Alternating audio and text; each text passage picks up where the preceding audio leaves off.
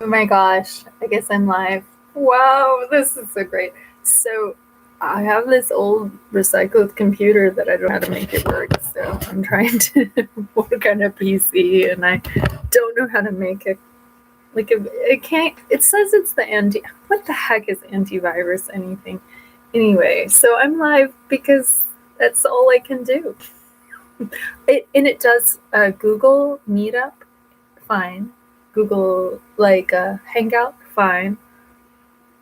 But when the thing that I would use QuickTime on a Mac to make a little movie, it doesn't. And I had one before for like a month, and I didn't really like it because it was so hard to get my brain. That I had to use PCs a little bit at Los Angeles City College, like in the library, or sometimes for classes like bankruptcy law class.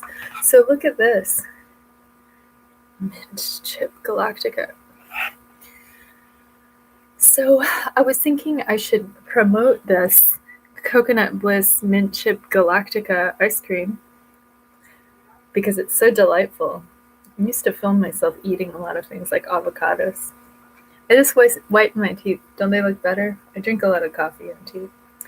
So I just got a funny message about mothering, and I thought I could talk about it. Well, I was thinking about how, right, in censorship, when you get really censored, you just have to talk about what you're talking about while you're pretending not to be talked about. So yesterday I got a censorship request regarding a very real problem that's on Twitter.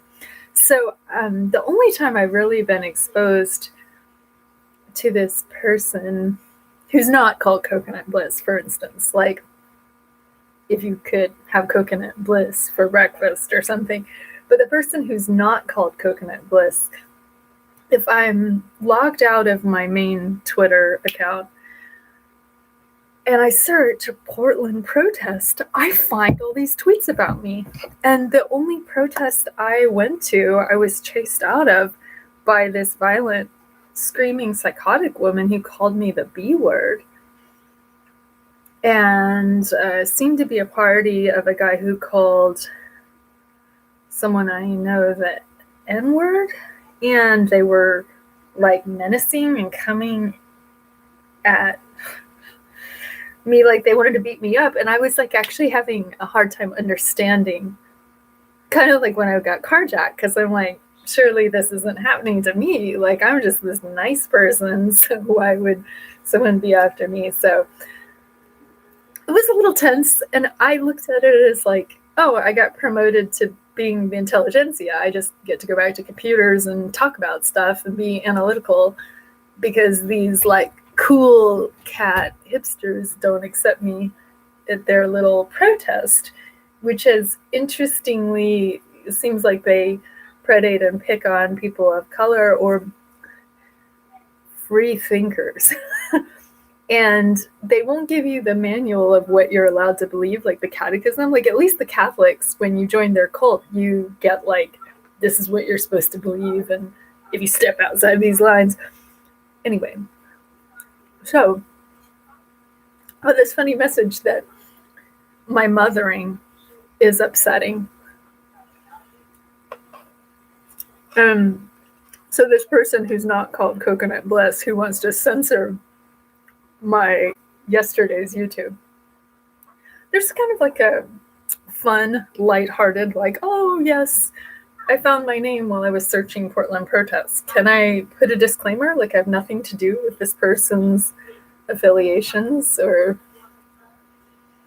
I mean, it's one thing to burn an American flag. Fully support your right to burn an American flag, of course. But in the context of a larger demolition of an entire city that involves hurling projectiles, and it makes the town unsafe for people like my mother, who's elderly, right? So I wouldn't take her downtown during this type of a 40-day outrageous protest. I just saw what Utah's doing. Oh my God.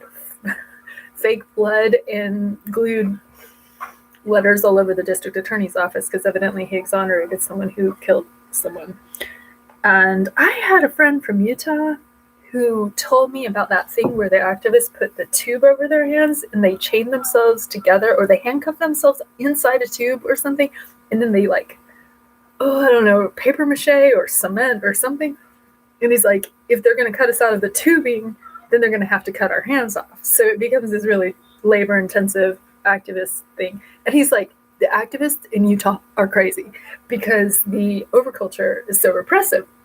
My next door neighbor lady's from Utah, my intelligence source told me, and that's why she's this really control freak who like tries to ruin my life. So she's kind of actually in the running for stalker of the year because she's totally tried to like ruin a decent chance at housing. But anyway, that's not the point.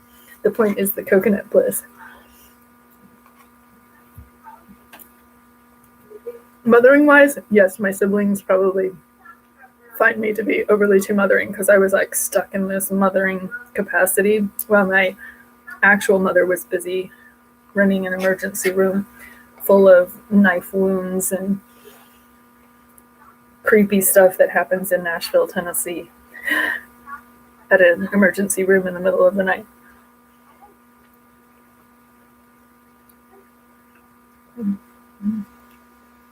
Well, it's more fun to eat ice cream live on YouTube. I'm so glad I can share this enjoyment with you. You know, when I was younger, I could eat like the whole thing. I only ate half yesterday. I was like, wow, that was enough. But I mean, this whole thing has 900 calories.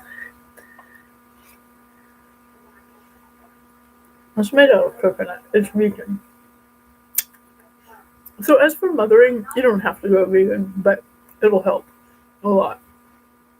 It'll help everything.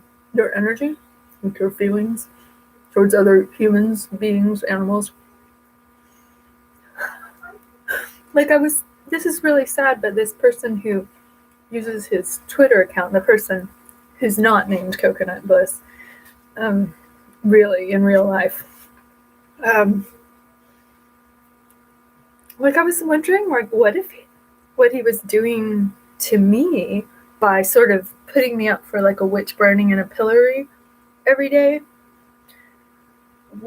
So he's working out his mommy problems, right? Because I'm like this big sister stand-in he's never met, and he doesn't understand my way of thinking, like the way my dad brought me up. Nobody understood my dad. My dad was like a walking encyclopedia with a huge book collection of all kinds of contradictory philosophies.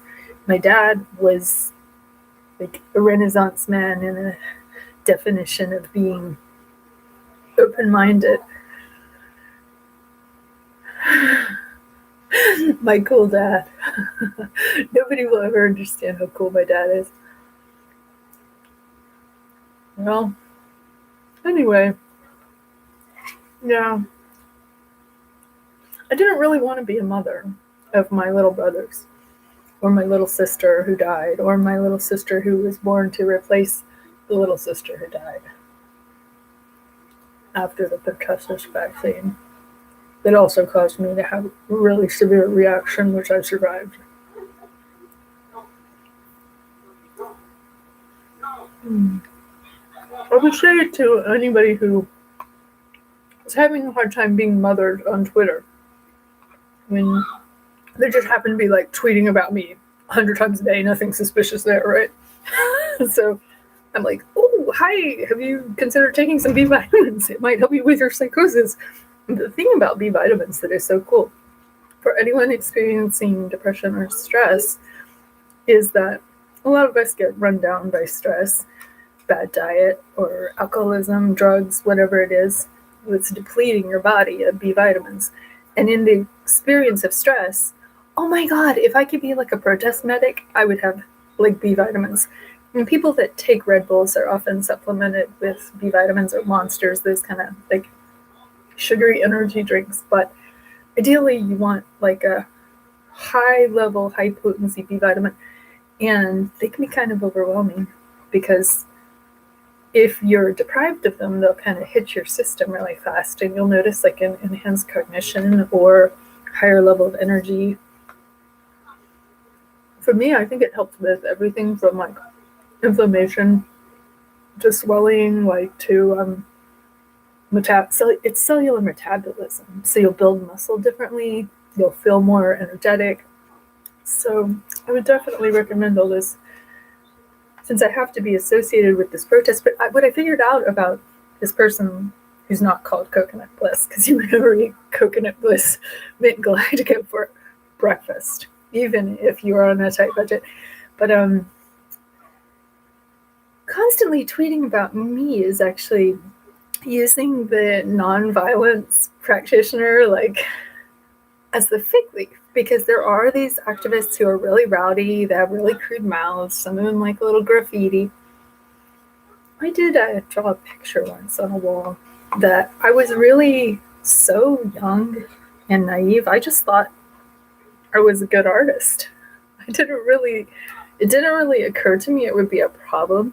It was almost as if I could sense the graffiti coming, and I was just going to I was Michelangelo. I don't know. I studied a lot of art, but I think it might be autism or boundaries, or I just felt at home. I felt like I belonged and my art was worthwhile. So maybe that's how these kids feel who are doing all this graffiti in Portland. I'm not saying I endorse it or support it. I'm a lot older and wiser now. So as for mothering, watch out for toenail fungus. Shave it down. So you're going to have like a 10-year strategy on that toenail fungus. File and file and file and file until it gets really thin. And then put tea tree oil in the nail bed. And take the pill if you can. Get it. I got it in California. Probably my dad gave it to everyone. Oh, my dad's feet looked so disgusting when he died. It made me feel like he was really neglected. Not that I mean a man is a 50-year project, because women polish on them, but scrub them up. Nobody's going to be watching this. This is so awesome. It's like I'm online. So what have I been studying recently besides the protest? So David Keith Davis has been in contact recently. He had his big gnarly blowout at me because I recorded him. I was kind of a fan. Like he said, she's my fangirl. And I'm like, yeah, you don't have to brag on that. He is really kind of brilliant sometimes. And anyway, so we're back in touch. Weird, right? So it's like, I was kind of thinking that was a Fed, possibly, about the gunshot fire at the Portland protest last night. And I was like, yeah, I was kind of thinking that too. Because it just looks too scripted. Like, why do you have this nice car and gunshots politely in the air? And I looked at 3 different angles of it.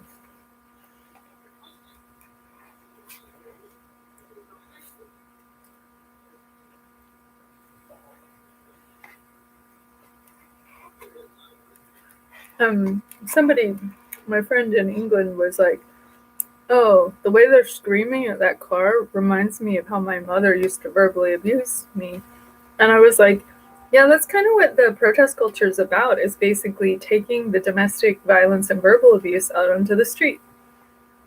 And all these kids are sort of live action role playing all these bad family dynamics of verbal abuse and curse words and humiliation and dominance. And it's this cathartic emotional release of this toxicity of growing up in this crumbling civilization, or industrialized, decrepit wasteland of what's left of America, or whatever it is that we have going on here. I watched some documentaries about Canada. It was almost as bad. I mean, just methed out.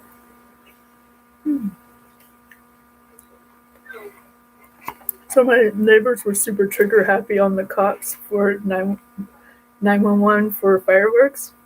I heard them conspiring. I was out on the porch and I was like, oh my gosh. They're like, yeah, the cops have already been here 3 times today. And I was just kind of like, for what? A little music on July 4th? But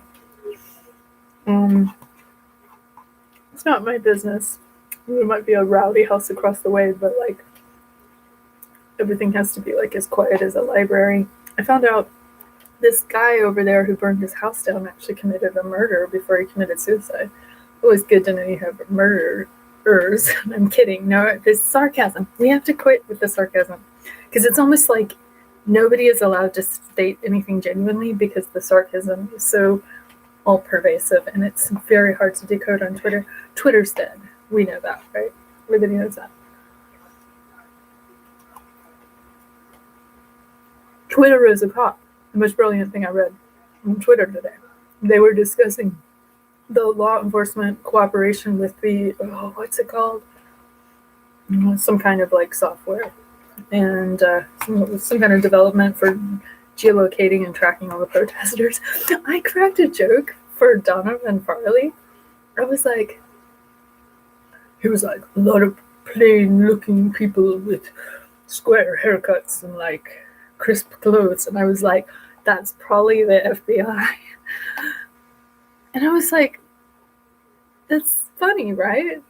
He completely blocked me. And I was like, honey child, I reached out to you and I was like, watch out for the graffiti saying kill Farley, because I know you're not the Farley that's intended for, but it could adversely affect him because there's some personality mix-ups and they're trying to get it clarified which one of the like white anarchists want to kill the guy with the black kids, because it's Portland and they like to raid black businesses, or in Seattle set black people up with vehicular homicide by running in front of the traffic, or the latest is have tear gas blowing in black households, which is under litigation, or having the black guy on the way to work getting his vehicle getting falsely profiled as being a protester. So like the misguided white activists getting black people in trouble. And they need to think harder about their anti-racism. And they're breaking up. The white so-called anarchists are policing black speech and communication and saying that a black activist can't speak to a black cop. The other Farley put in a really nice clip of an interview with Jackson and talking about like, hey, this like policing my association, that's racist. Stop policing. Wow. This is like when I used to, one thing I was feeling guilty about is maybe I didn't let the young people know how brutal the police can be. Do they know? Do they even know? Like, I feel guilty. Did I let you know? Did I mention that? Like, for instance, with Ben, like, one seeing eye, oh yeah, gonna grind him into the ground. They're gonna almost crush his skull one more time. Like, he's already lived through a skull fracture. Can we just...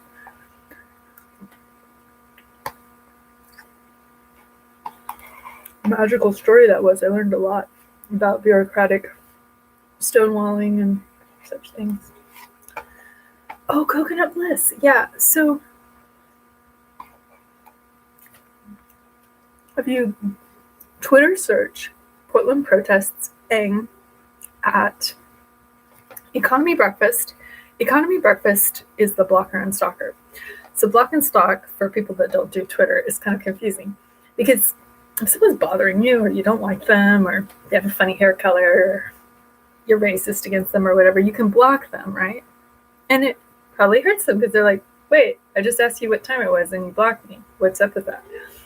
But this Nick Lee person, Econ Breakfast, who's trying to censor my YouTube from yesterday, his thing is to block and stalk. So he blocks me and then he talks about me all day long, sort of using my identity, my name, and my previous work in anti-racism or every kind of activism I could get my hands into as some kind of like decoy to provide a fig leaf and camouflage over what he's into, which is sort of like palling around with the people who are doing the 23 million damage and defacing the U.S. District Courthouse, which was a $129 million building, which I got to go to classes in there. So I'm like, oh my God.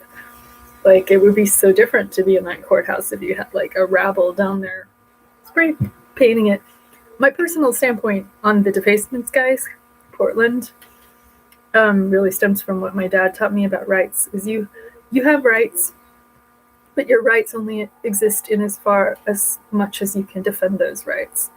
And that if they undertake the build, like I was saying to my friend, I was like, well, if you're going to have a $130 million building, why don't have a $60 million building with better security? Because then you can at least protect that $60 million. And the sense of the, like, we can build this huge facade, but we can't provide adequate security. That's kind of like, it's immoderate and it's unrealistic.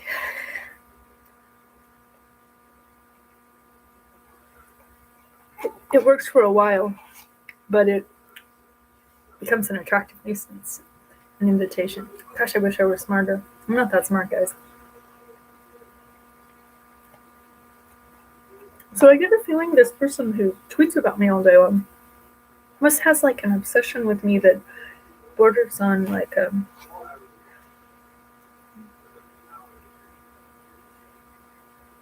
I guess it makes me feel like a celebrity, sort of, but I don't really feel like one. I don't think I deserve that much attention. I actually think what I've done is rather nondescript, rather interlochen, as the Swedes would say. Like, it's the law of averages. I'm very average. I'm very ordinary. Maybe that's what it offends more than anything, is my interlochen. So let's talk interlochen. Okay, the first time I heard of interlochen, I was interviewing this really cool Swedish rocker band in Hollywood, California, for my entree into whatever, my article, Snakes of Eden, they were called. So they're like, yeah, we have this thing in Sweden where we're not allowed to be exceptional. We're just ordinary. So it's a hard thing to be a musician in Sweden because people will view you as kind of like arrogant or conceited for trying to assert your talent. So it's more common in Sweden for everyone to be trying to be the same. So I hear this and I'm like, huh. So they liked coming to America because in America we do have a culture of celebrity and greatness and meritocracy and extreme wealth and extremes of being put on a pedestal or something. And they were really flashy, like really flamboyant and really gorgeous, like a big hair, sort of like the 1980s metal band. Cute. And actually, some of them were in a video with Lady Gaga in Paparazzi, I think. The two gorgeous, they were triplets.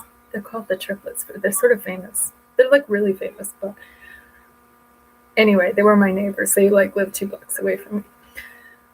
So when I was talking to Amelia, who I made out with, by the way. Just, I don't need to put that in the record. This beautiful Swedish actress. She was explaining the same thing. She's just like, I can't handle Sweden. Like, it's so, So I had like these friends who were from Europe, mostly all my friends were from Europe, or like somewhere interesting, like Haiti or Montreal or Canada. Or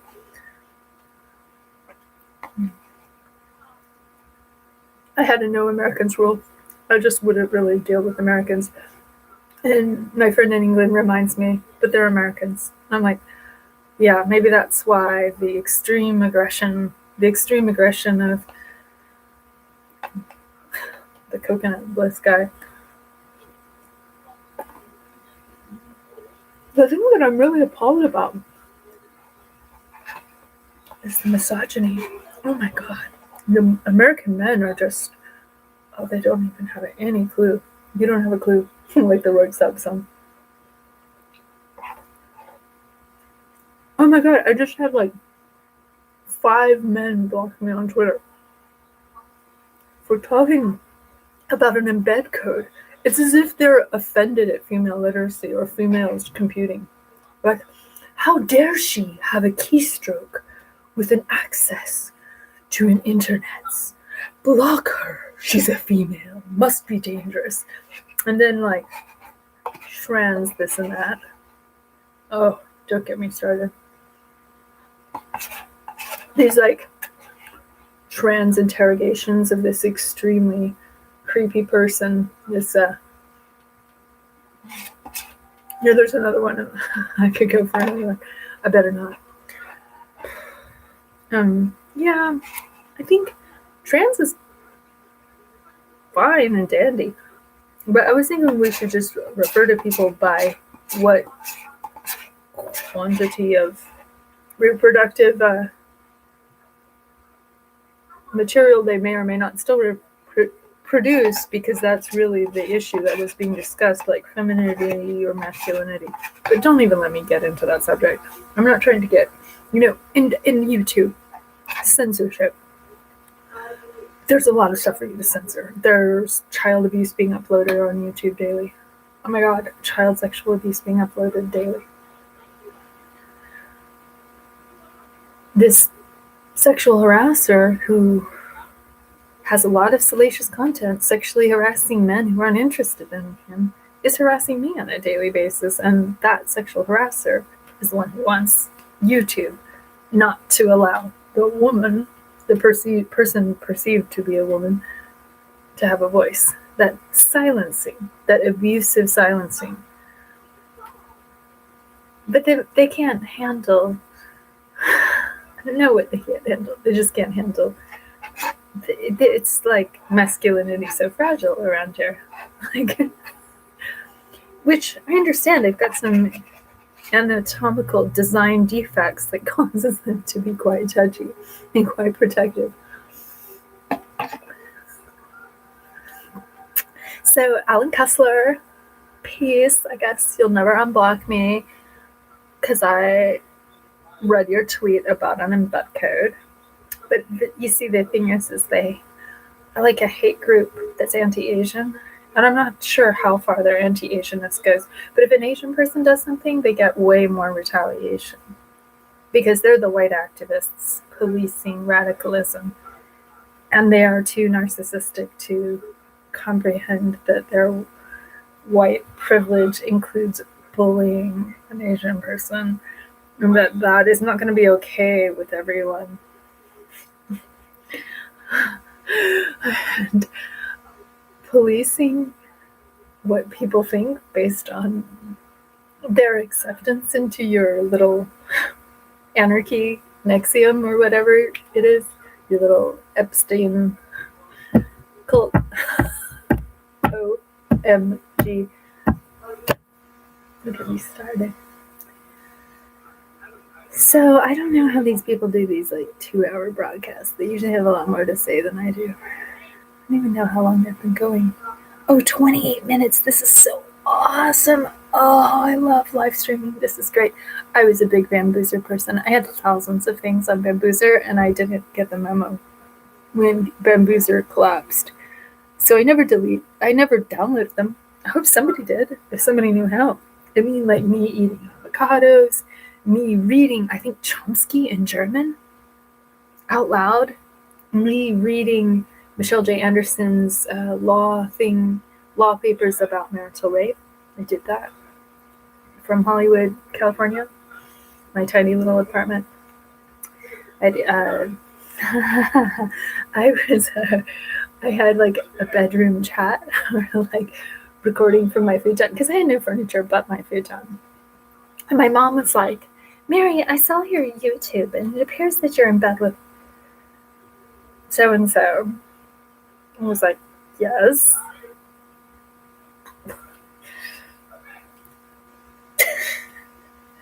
So I was like, dealing with the safety issues at Portland State University. I didn't get Oregon at all. I didn't get it at all. I still don't get it, like the rudeness and the grumpiness. And I'm trying. People are pretty nice out here. But in Tennessee, it's much more sweetness style until it's not. And then it's really brutal. So it's kind of confusing. Here, at least, they're just rude and mean all the time, right? Rude and evil all the way through. No, that's not. That was sarcasm.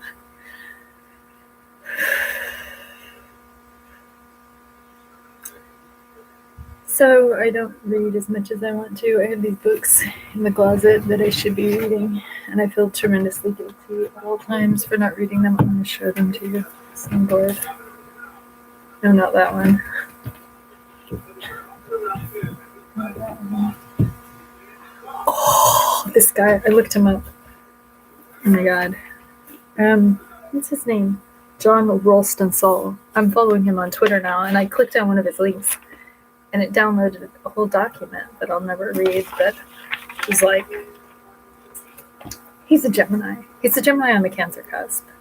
And I'm like, would you please stop being so brilliant? And this is sort of old. It's about technocrats and the Age of Reason and the Enlightenment. Oh, it's really brilliant. I read close to maybe 20 pages, like 60 pages of it. I'm pretty proud of that. And then here's this book, which I really love. 1215 is the year of the Magna Carta. And this is so foundational for law. It's like the whole history of witch trials. It's like how to do witch trials, medieval style. How it works and how the forest is administrated through medieval law, the development of common law. And it's so small, but it's so like concise and to the point. Danziger, Gillingham, the year of Magna Carta. Which, for anyone who doesn't know, oh yeah, we need a Magna Carta. We always need a Magna Carta. There's always a need for a big document denouncing something. Tyranny. Let's see. Oh, and this is the one. It's so heavy. And I'm so tempted to put it in the book box because I feel so guilty. But like, I read like 10 pages of it and I'm overwhelmed. I can read 2 paragraphs and I'm overwhelmed. Like, union busting in the 80s, hunger strike of the Irish Revolutionary Freedom Fighters, aka terrorists. She's a Libra. And she goes into quite Libra subjects like design and the interior design of, what do they call it, 10 Downing Street, like the White House for the Brits. Here's a funny story from my dad in the 1950s in England. So he kind of became assimilated enough with the British to pass for them or whatever. But no, I don't know what it's. My dad's just a prankster. He would basically harass the American Yankee soldiers in a fake Cockney accent or Mockney accent, going, "Get home, you bloody Yanks." And it was just like hilarious. It was just like how stupid kids are. Like, ha ha, I'm an American harassing another American, pretending to be a xenophobic British person who hates Americans. But they just, accomplished this great war and intelligence agency cooperation, UK, USA. And so, what's up with Twitter lately? Here's my thing about Twitter. Ever since David Keith Davis, Marijuana Mama's activist son, went thermonuclear with me on Twitter, I just figured out, no, it even stems earlier. I understood that sometimes you just have to disappear or you have to like mass unfollow people. So once you start mass unfollowing or refollowing, you can't follow too many because then they'll block you. But it's sort of like it's kind of like ninja Twitter. You have to go in and get something out of it, but like get out before the melee gets too crazy. So like sometimes I just want to follow ballet or... Okay, so here's how I reconfigured my Twitter account. I went to... How did it start? Oh my god. Zach Goldsmith, Jemima Khan, and Ben Goldsmith's Jemima Goldsmith Khan, Imran Khan's ex, or baby mama. But I went to their Twitter accounts basically followed all the environmental nonprofits that they follow in like interesting things, including things about peace and security in England, whatever. And then from there, I think I went to David de Rothschild, who I met once because he came into this vitamin store I worked at in West Hollywood. And he was just like, had such an impressive aura. I've never forgotten him ever since.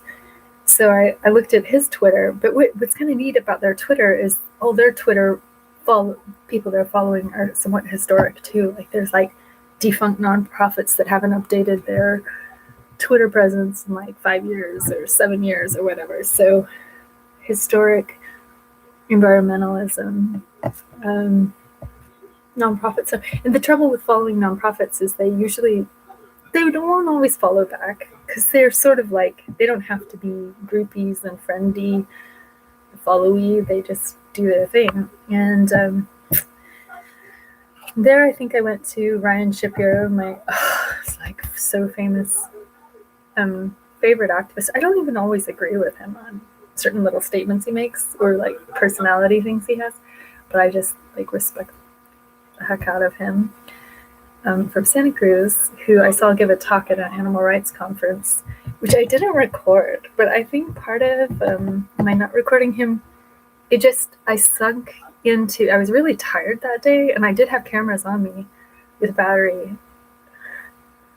I so regret not recording him, but it was also kind of a respective surveillance state stuff in like how deep, hopefully somebody recorded it, because he's all over TED and stuff like that. But I got a picture with him, which I like showed him on Twitter. And then he followed me one day because he was complaining about being a vegan and how much vegans get persecuted. I think he barely knows who I am, but it doesn't really matter because I'm not really anyone special because of the interlochen. But I'm not worthy of being demonized or burned at a stake either. Oh my god, that ice cream is so good. So one day Ryan Shapiro was tweeting something like a year ago, and he was like, kind of like, how's anybody feeling? And I was just like, I'm just eating vegan whipped cream out of a tub.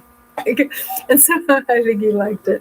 But he followed me one day because I think his family was having a meltdown at him about his veganism, and I was like, same old, like, I've been going on for like 25 years or whatever. And I was like, oh, the regular stuff about like you're destroying the world with your veganism.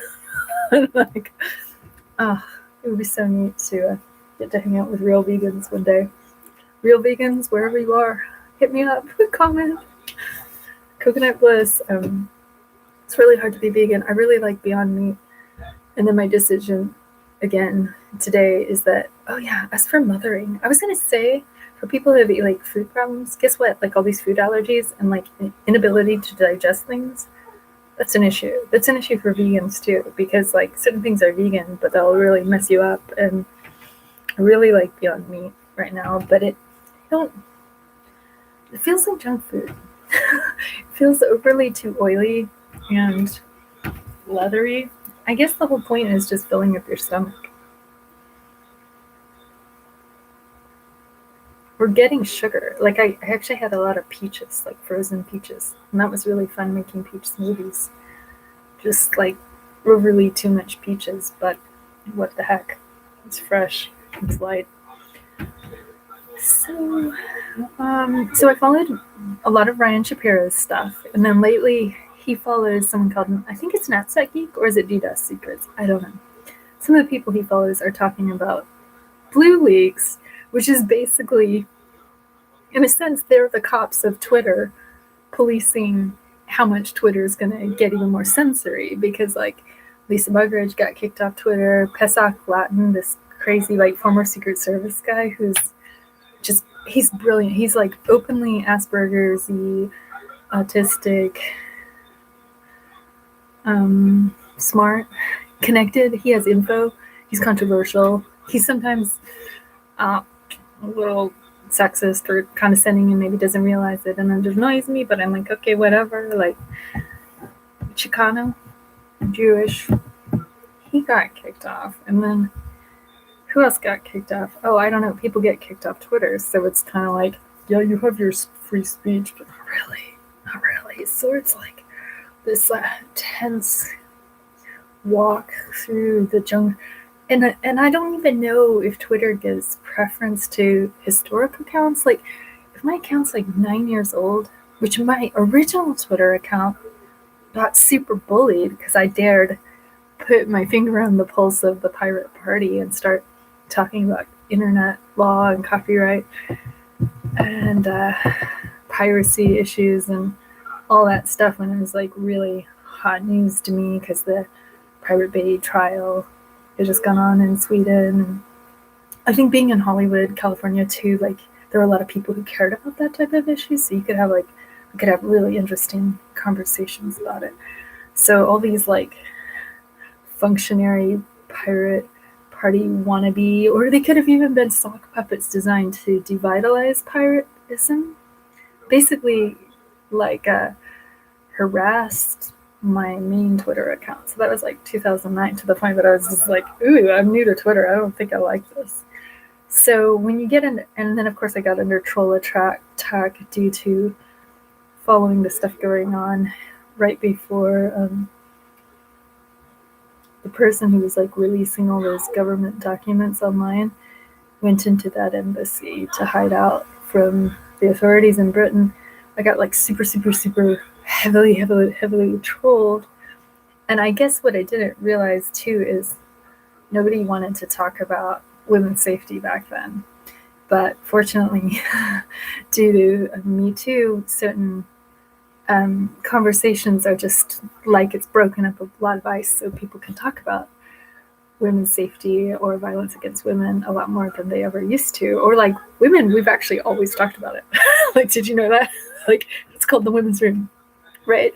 So like there are these conversations that are being had that are kind of improved. But at the time, like around 2011 and 12, Twitter was kind of like a wasteland that hadn't really developed such a strong presence for that kind of presence.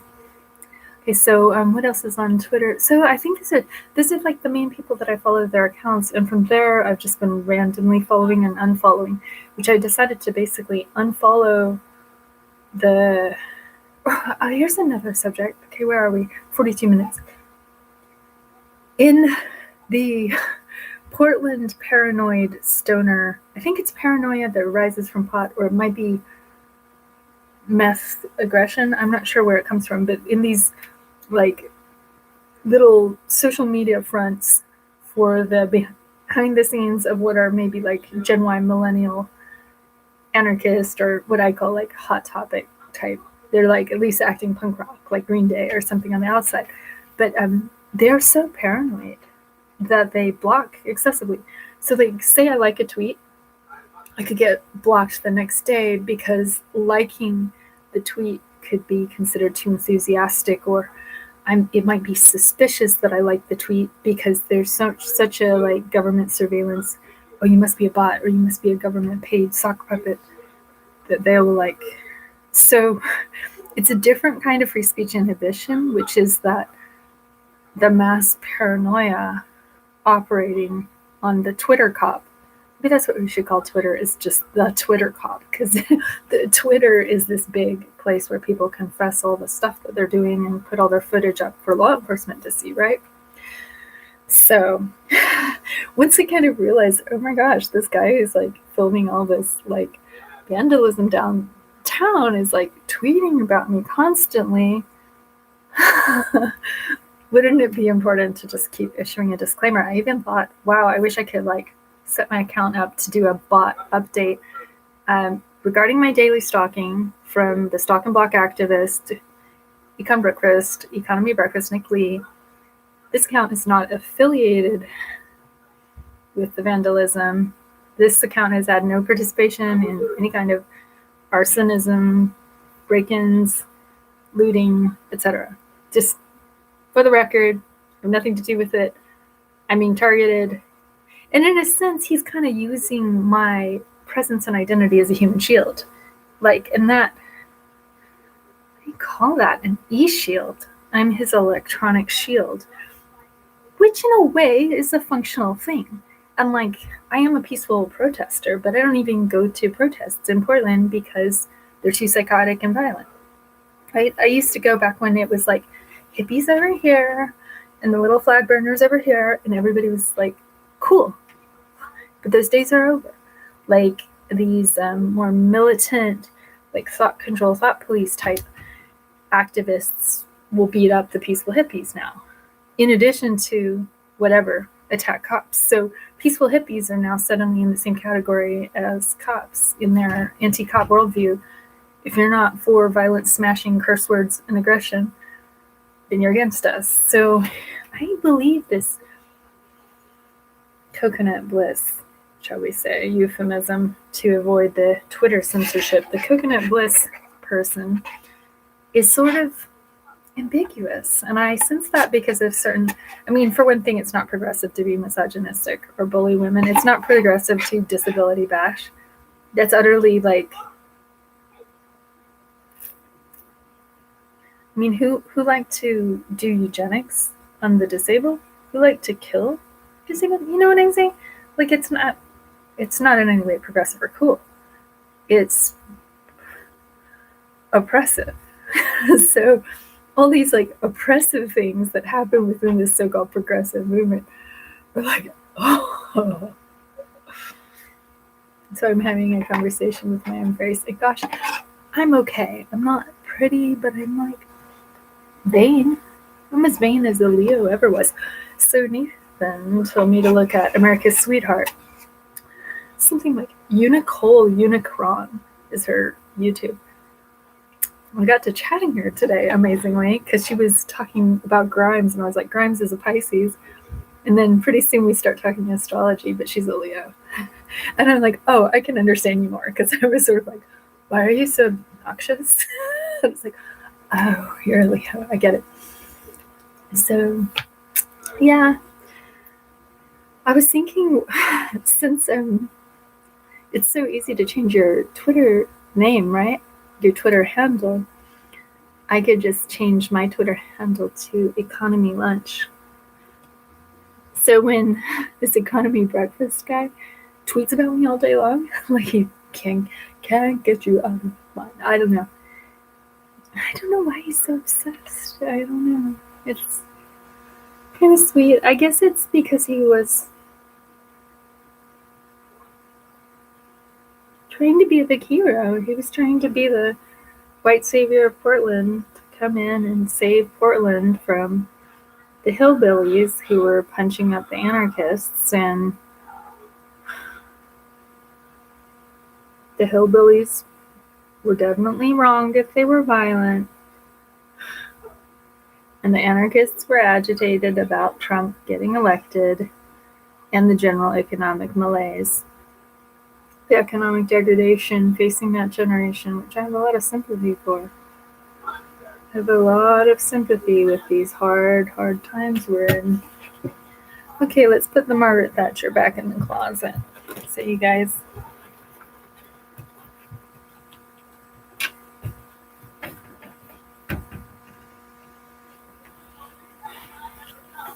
I'm really so hungry. I'm not eating today. Well, I had like a little bit of leftover potatoes and then it immediately hurt my stomach. I hosed down the garbage bin. My neighbor used to do that. So evidently there was a lot of gunfire in Southeast Portland last night, and there was guns at the protest. Just for a disclaimer, I had nothing to do with the gunfire situation or obstructing traffic.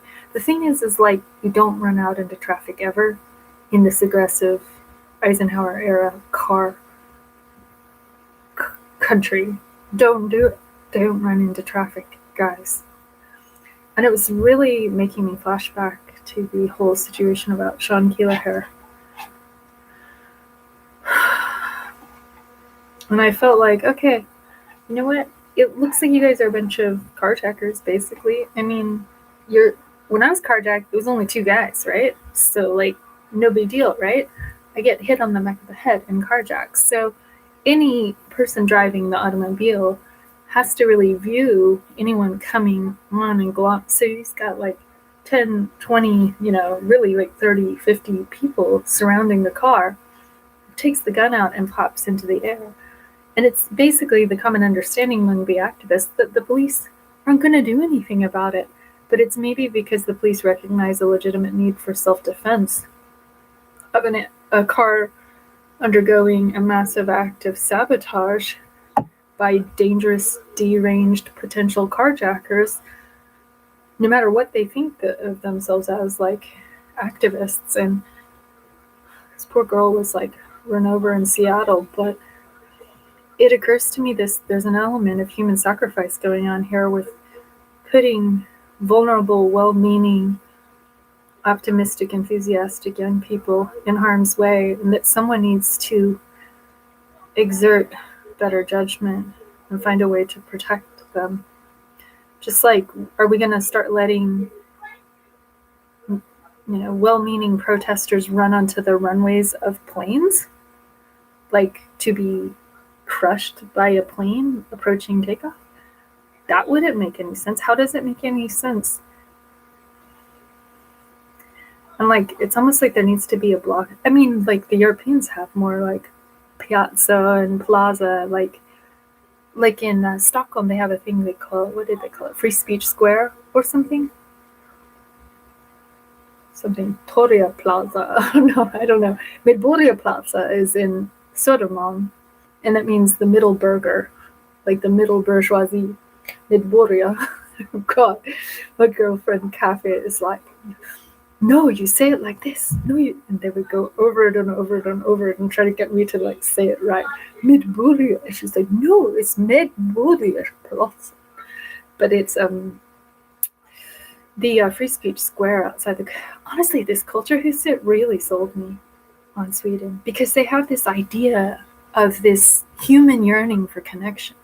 Like, if, for instance, I mean, I like the park, I like the nature and stuff, but it's mostly just like where the unhoused Americans get some space to mingle. But what if there was something like a culture huset where people could play chess and get on pianos and make drawings and do dance performances and theater performances and play chess and charge up their battery and look at their phone, look at their laptop, have a coffee. There's like multiple levels of restaurants. There's stroller parking lots. There's gift shops. There's a small place where like genius of the Pirate Bay, Rasmus Fleischer, copyright, who's more like a spokesperson, copyright.se, is talking.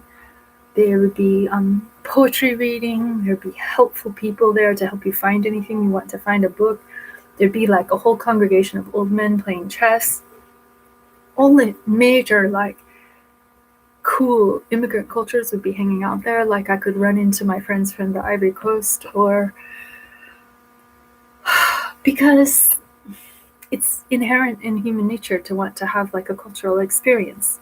But this like primitive, like burning everything down and hostility isn't going to get us to a culture huset, meaning House of Culture. And then right outside of the House of Culture is Free Speech Square, which is essentially the recognition that humans have a need and a right to have their freedom of speech and make their demonstration. So on any given day, especially as our Arab Spring was emerging, there would be like something for Iran or something for regarding Mugabe, or it would be so diverse, sometimes in like different languages. I didn't understand what was going on, or I didn't even recognize what does this flag mean. But it was so moving to me when someone explained to me, this is Free Speech Square, like Sweden, theoretically, good Sweden, because Sweden has its dark side too, right? Weapons industry, mafias, guns, like abuse of women, human trafficking, fruit import, assassination, Anna Lindh or Olof Palme. But say this concept, this like good Sweden recognizes this need, this deep human need. Also, another cool thing about Sweden is that they have something, I think it's Well, they have like cultural halls where speaking would be, that would be open to the public. It would be almost like a university lecture in Swedish, maybe usually. The one I went to was in Swedish, but they would have a lot of like public speaking of intellectual matters that would be free and open to the public and not some extortionate tuition. And it was very democratic in a sort of Victorian mentality of like when the exposition parks were meant to bring culture and civilization to the poor working masses, like the people who were maybe possibly illiterate and unwashed, to bring to them advanced thoughts, cognition, like advance of kind of like what the internet could be, like, or has tried to be in some ways. And then they'd have, for people that are coming to Sweden and could not speak Swedish and gaining like residential status or immigration status, they would have 2 years of free classes. And so people I would speak to, they would talk about how like basically amazing this is, that they come to the country and then they get 2 years of free school. And as it was standing, there was free tuition for anyone, including people from foreign nationality. But right as I came in and got to know and speak to a lot of interesting people, they helped me understand that there was like a right-wing crunching of the Swedish social safety net, such that they were now going to charge tuition for foreign immigrants, and that this would be highly inhibitive of the commerce and the traffic of the people from different backgrounds and cultures, so that the racist forces at play in Sweden would prevent the mixing of cultures to bring vitality to what is a very insular society, provincial society with genetic redundancy. And they saw that as catastrophic. And then as the Syrian refugee crisis was pouring across Europe in 2015, was it?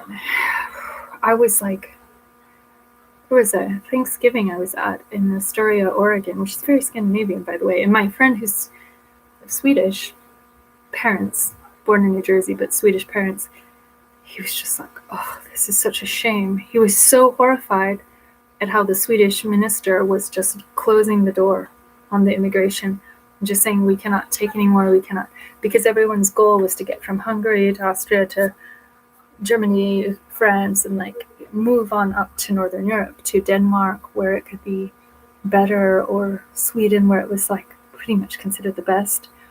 And one documentary I had seen about Norway was that saying that Norway had a more open-minded and tolerant policy on bringing in huge amount of immigration. But I've heard it criticized also that it was because of the laziness of their society, that they were just like, yeah, come here and do our work. So it was kind of colonialist mindset too. Oh my God. I'm so blind, and it's so nice not to see my own face so much. So I guess I'm doing like a really, really live long stream. I don't even know how that archives, like when I finish it, will it be immediately available? Oh my God.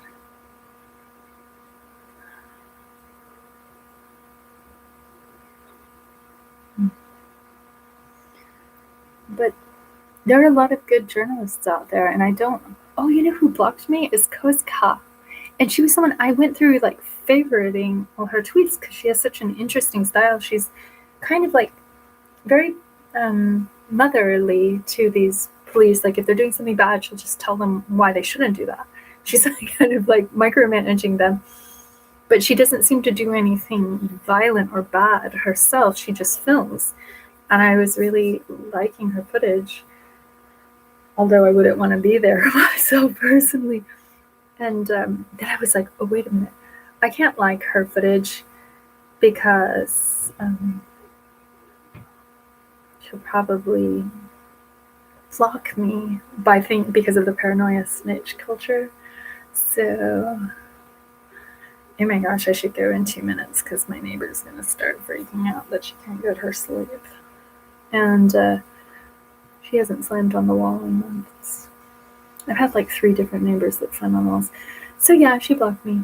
Okay, and the night that the feds kind of retook the courthouse and were trying to defend the U.S. District Courthouse where they put Muhammad away for 30 years for the fake bomb supplied by the FBI. Oh my god.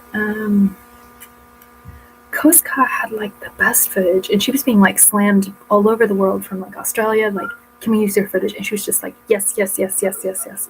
And I have to say, I really admire her for just like free and open sharing. That's the way the internet should be, but she blocks me. So you can watch it on, it's okay. It's whatever. It's whatever you say it is. Like that Radiohead song. It's whatever you say it is. It's good. Good. Okay, so I guess I have to sleep a little. I don't think I can sleep tonight. So maybe I should just go privately eat more coconut bliss, take more B vitamins, drink clean water, wash your hands a lot, take a lot of baths, wash your hands after you tweet, disinfect your devices, don't get coronavirus and Diet 41 like that kid in Hollywood. As for my friends with coronavirus, I hope you're doing well. I've got two of my favorite people on earth in Indiana and California had it. And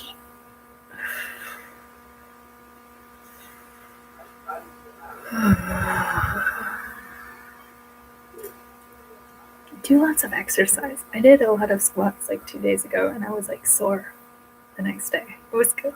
It was good.